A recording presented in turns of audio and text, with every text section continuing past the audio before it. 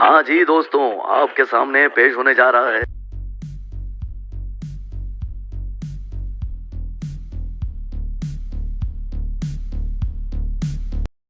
Hello दोस्तों, आपका स्वागत है दोबारा से आपके अपने channel study with Deepak sir.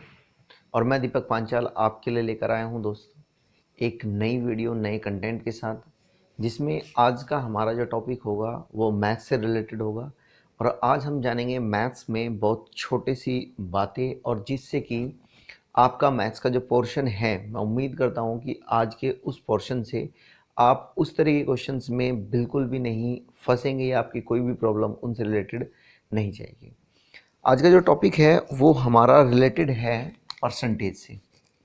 ठीक है जी, वो किससे रिलेटेड है? प्रतिशत से, यानी कि परसेंट से रिलेटेड है, या आप कह सकते हो परसेंटेज से रिलेटेड है। बहुत पहले एक बेसिक सी बात समझना, और बेसिक सी बात समझने के बाद तब आप लोग इन क्वेश्चंस को होल्ड करने की कोशिश करना। देखो, मैं आपको एक बात और बता दूं कि जिन क्वेश्चंस को मैं अभी कराऊंगा, 6 से 7 क्वेश्चंस जो मैं कराने की टारगेट में मेरा है इस वीडियो में, उन क्वेश्चंस को आपको नीचे स्क्रीन पर दिख जाएंगे क्वेश्चंस। वो आपको आप वहां से कर लेंगे, मैं आपको ओरली बोल दूंगा यहाँ पर क्वेश्चंस क्या है। आपको स्क्रीन पे क्वेश्चंस मिल जाएंगे, जैसे ही मैं क्वेश्चन कराऊंगा आपको स्क्रीन पे नीचे मिल जाएंगे क्वेश्चंस। वो होगा सॉल्यूशन मैं आपको बोर्ड पे कराऊंगा। ये एक तो बात याद रखनी है। दूसरी दोस्त, आपको बात ये रखनी है याद कि जो क्वेश्चंस है वो कुछ इस तरीके के हैं। जैसे अभी तक आप एक क्वेश्चन इस तरीके से पढ़ते होंगे कि ये है खर्च, एक होती है खपत। खर्च का मतलब एक्सपेंडिचर, एक्सपेंडिचर। खपत का मतलब कंजप्शन, कंजप्शन। और एक हो गया मूल्य। एक क्या हो गया? मूल्य, यानी कि रेट। इन तीनों पर रिलेटेड क्वेश्चंस, एक यूजुअल सा क्वेश्चन इस तरीके का आता है कि एक गृहिणी जब बाजार में सामान लेने या चीनी खरीदने गई, तो चीनी के मूल्य में 10% की बढ़ोतरी हो गई, 10% की बढ़ोतरी। और जो खपत है, खपत में 20% की कमी की गई, तो उसके खर्च में कितना परिवर्तन होगा। कुछ इसी तरीके के क्वेश्चन रिलेटेड हमसे आते हैं, जो हमसे इससे पूछे जाते हैं। पहले मैं आप लोगों को कुछ बेसिक इन्फॉर्मेशन समझाता हूँ उससे रिलेटेड, और बेसिक इन्फॉर्मेशन समझाने के बाद तब हम इन क्वेश्चंस को करेंगे। तो देरी ना करते हुए जल्दी से हम इन बेसिक इन्फॉर्मेशन को समझते हैं, और उसके बाद हम स्टार्ट करेंगे क्वेश्चंस को। चलिए दोस्तों, जो बेसिक इन्फॉर्मेशन इसके बारे में है, उन बेसिक इन्फॉर्मेशन में आप इस तरीके से समझिए। जिन दो चीज़ों की मल्टीप्लाई करने के बाद एक चीज़ हमें प्राप्त होती है, जैसे अब मान लो मैंने एक चीज़ रखी ए और एक रखा मैंने बी। इन दोनों की मल्टीप्लाई करने के बाद आपको सी प्राप्त होता है। ए की मल्टीप्लाई हमने बी में की, बी में मल्टीप्लाई करने के बाद हमें सी प्राप्त हुआ।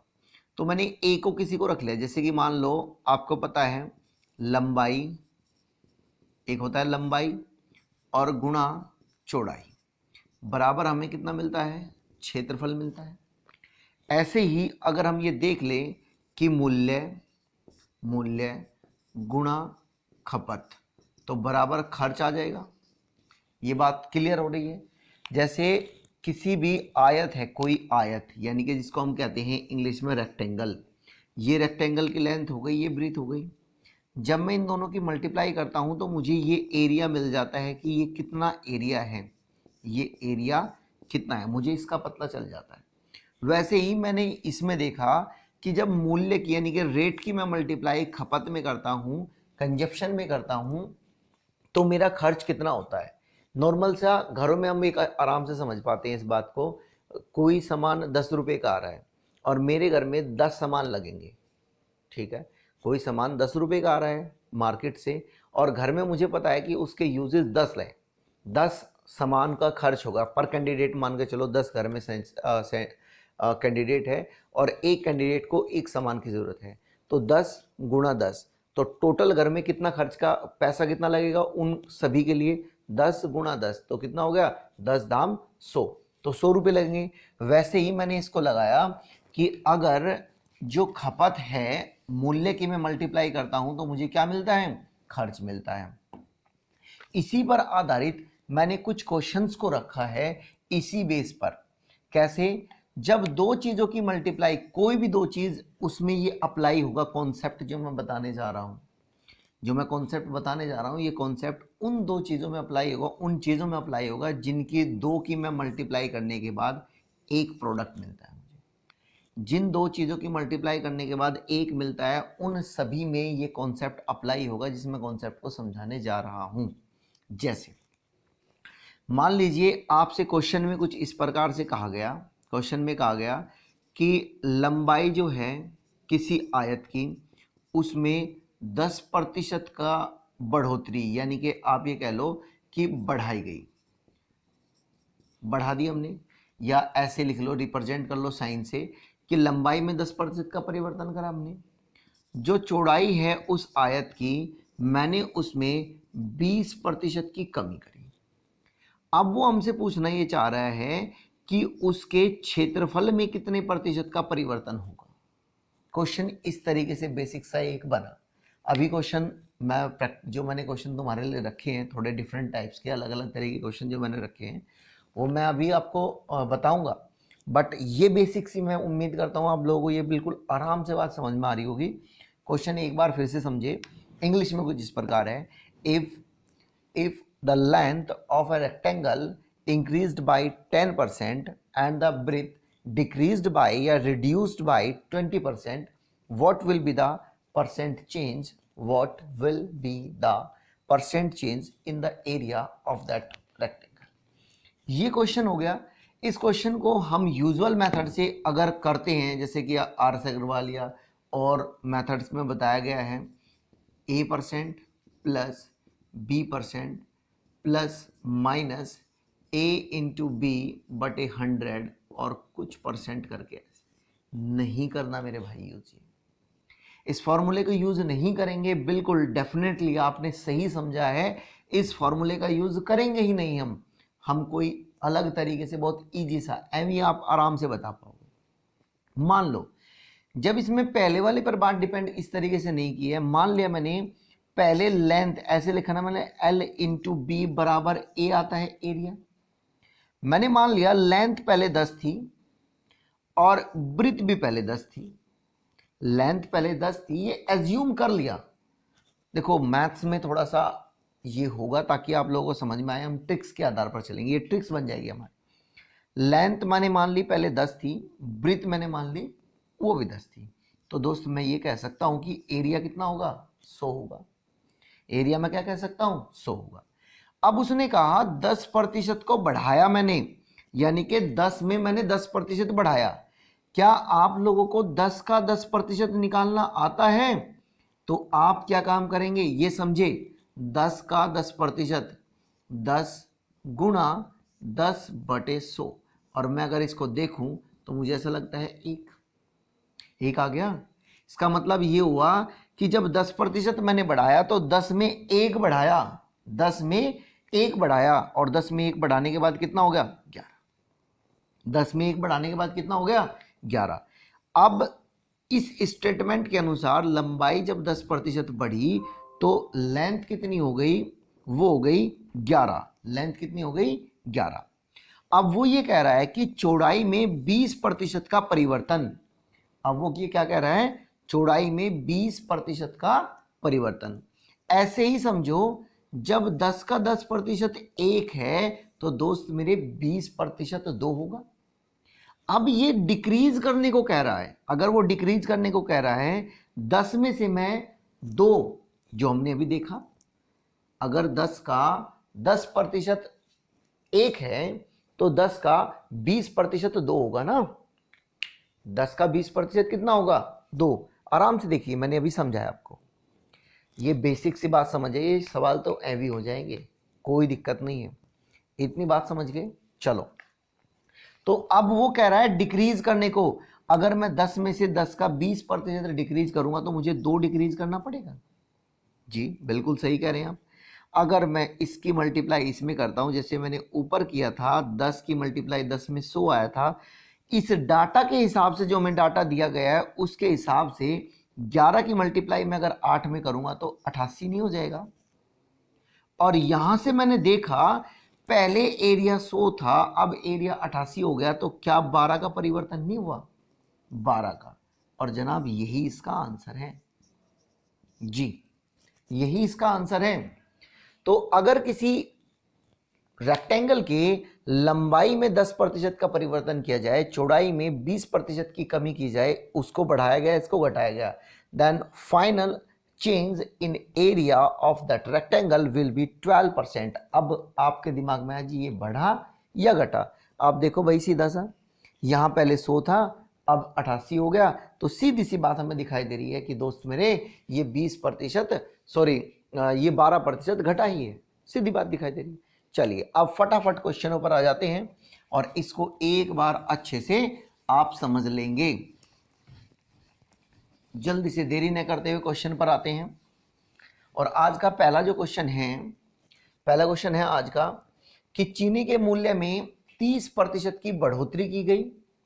चीनी के मूल्य में 30% की बढ़ोतरी, तो खपत में 10% की कमी। देखो चीनी का जो मूल्य है, चीनी जो उसका मूल्य है, मूल्य उसमें बढ़ोतरी की गई 30% की, 30% बढ़ाया गया, जबकि खपत 10% की कमी। ये पहला क्वेश्चन है जो कि आपको डिस्प्ले पर नीचे दिख भी रहा होगा। बिल्कुल ये जो डिस्प्ले पर क्वेश्चन आपको दिख रहा है वही क्वेश्चन ये है। थोड़ा सा अगर राइटिंग या थोड़ा सा वर्ड्स में एक आधी मिस्टेक है तो उसको एक बार मैनेज कर लीजिए। मैं क्वेश्चन बोल रहा हूँ आपको। If the rate of a sugar increased by 30% and the consumption decreased by 10%, what will be the percent change in expenditure? तो उसका जो खर्च है, खर्च में कितना परिवर्तन होगा? वही बात है, मैंने बताया था जिन दो चीजों की मल्टीप्लाई करने के बाद हमें एक चीज मिलती है उसको हम ऐसे करेंगे, मूल्य और खपत बराबर होता है खर्च। ये आप एक दो बार याद रख लेंगे तो आपको याद हो जाएगी, आपको लिखने की कोई ज़रूरत नहीं होगी, ओरल कर लेंगे।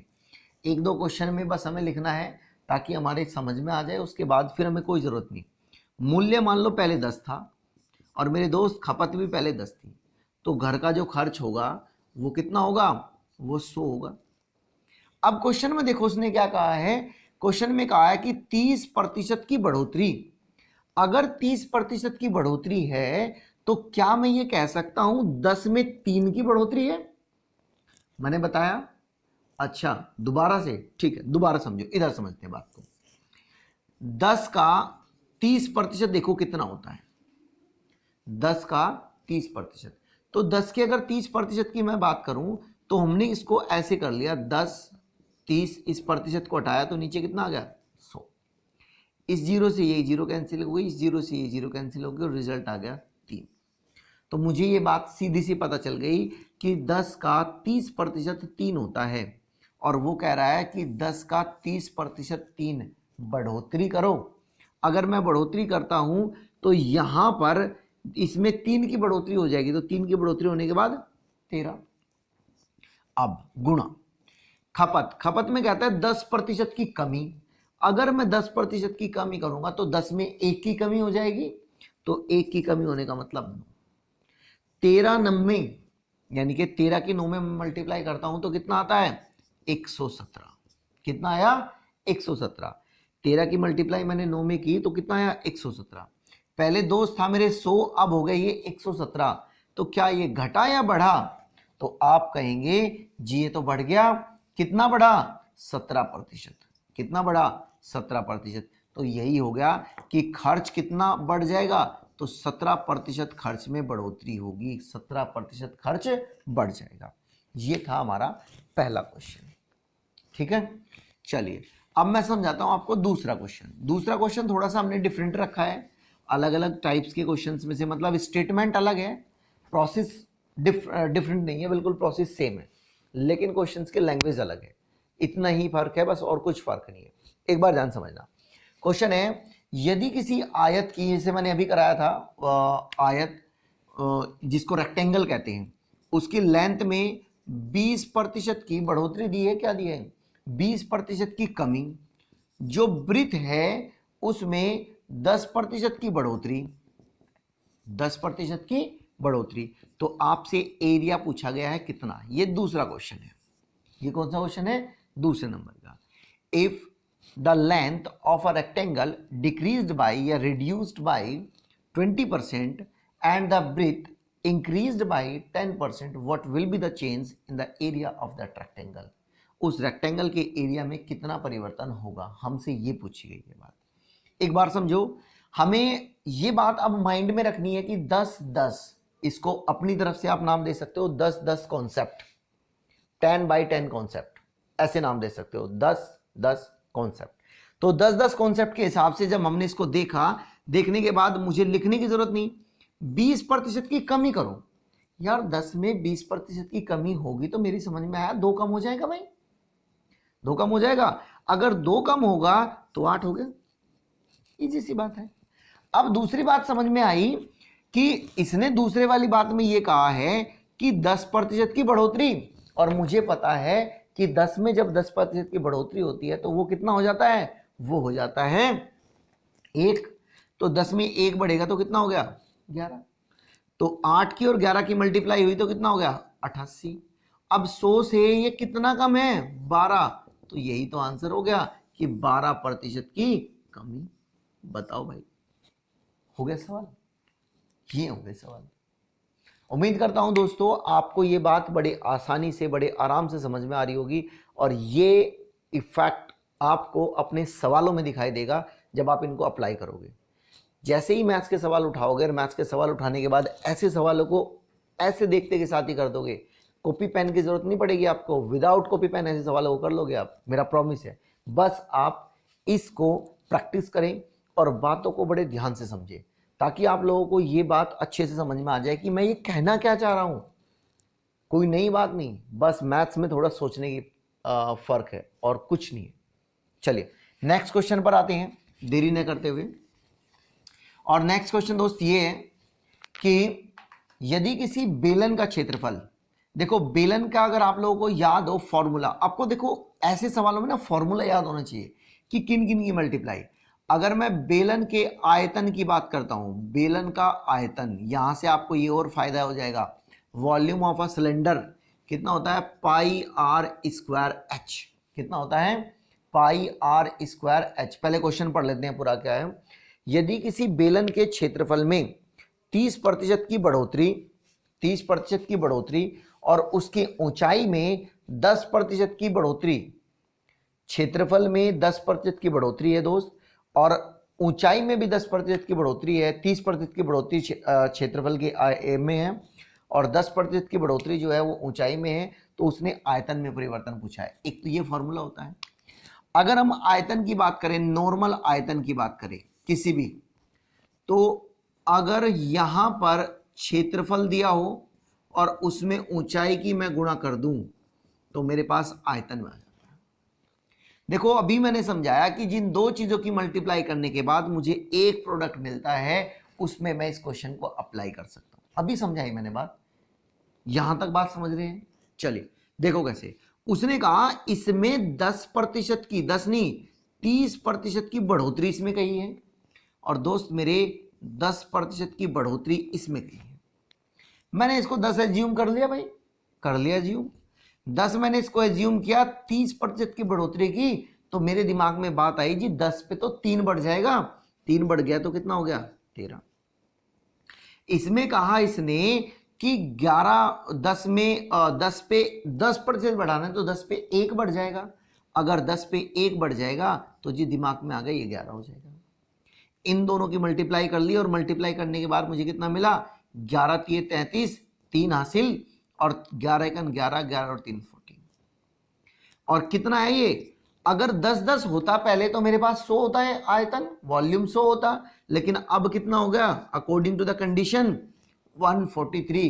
तो कितना, 43% नहीं बढ़ गया। यही तो आंसर था इस सवाल का, यही सवाल का आंसर था। डन है बात, यहां तक बिल्कुल समझ में आ रही है बातें, बिल्कुल। चलिए नेक्स्ट क्वेश्चन देखते हैं। और नेक्स्ट क्वेश्चन में मेरे दोस्तों ये कहा गया है, इस क्वेश्चन में, ये क्वेश्चन नंबर 3 था। क्वेश्चन नंबर 4 दिया गया है, यदि किसी यदि किसी वर्त की त्रिज्या में 30% की कमी की जाए तो उसके क्षेत्रफल में कितने प्रतिशत का परिवर्तन होगा।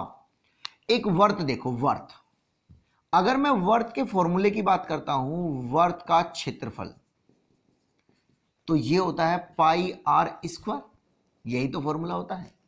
पाई कांस्टेंट है, हटा दो, तो क्या मैं ये कह सकता हूं आर गुणा आर बराबर क्षेत्रफल किसका, वर्त का।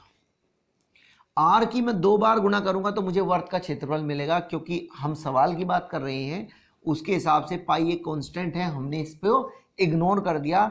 हमारा जो क्वेश्चन है वो डिपेंड केवल आर पर कर रहा है यहां पर, और आर में उसने क्या कहा 30% की बढ़ोतरी, तो भाई इसमें भी 30% की बढ़ोतरी और मेरे दोस्त इसमें भी 30% की बढ़ोतरी। तो इस 30 की मैंने इसमें बढ़ोतरी करी, 30 की इसमें करी, और मुझे पता है 10 में अगर मैं 30% की बढ़ोतरी करूंगा तो मुझे कितना मिलेगा 13, तो ये हो गया 13, और सेम ऐसे ही यहां पर भी 13 होगा।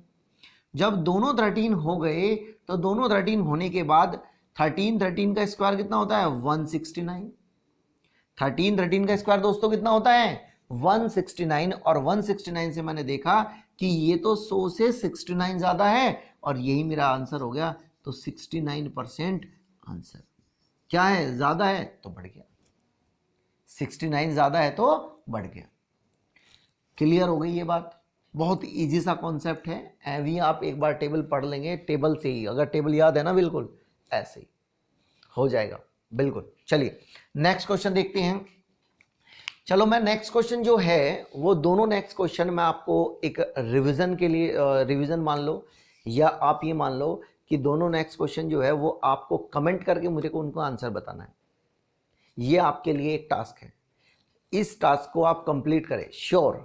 और ये टास्क में आपको क्वेश्चन, और रही बात इस इन क्वेश्चंस की पीडीएफ की, अगर ऐसा है तो मैं ये क्वेश्चंस की जो पीडीएफ है वो मैं टेलीग्राम अपने चैनल पर डाल दूंगा। टेलीग्राम चैनल नीचे डिस्क्रिप्शन में आप लोगों को मिल जाएगा, लिंक आपको उसमें मिल जाएगा, और लिंक पे आप क्लिक करेंगे तो सीधा टेलीग्राम चैनल से जुड़ जाएंगे। और ऐसी ही नई इंटरेस्टिंग फैक्ट के साथ और इन कॉन्सेप्ट के साथ वीडियोस को देखने के लिए हमारे चैनल को लाइक करें, शेयर करें और सब्सक्राइब करें, और इसको बहुत अच्छे से पढ़े। और प्रॉब्लम्स हो मुझे फिर ये बताएं कि मैथ्स की वीडियो या हमारे जो बाकी जीके के कंटेंट पर वीडियो आती है उनको आप उसमें से कौन सा टॉपिक चाहते हैं या किस टॉपिक पर पर्टिकुलर वीडियो चाहते हैं, उस पर भी प्लीज़ एक बार कमेंट करके और मुझे ज़रूर बताएं, ताकि मैं नेक्स्ट वीडियो आपके लिए उस पर बना सकूं। थैंक यू दोस्तों।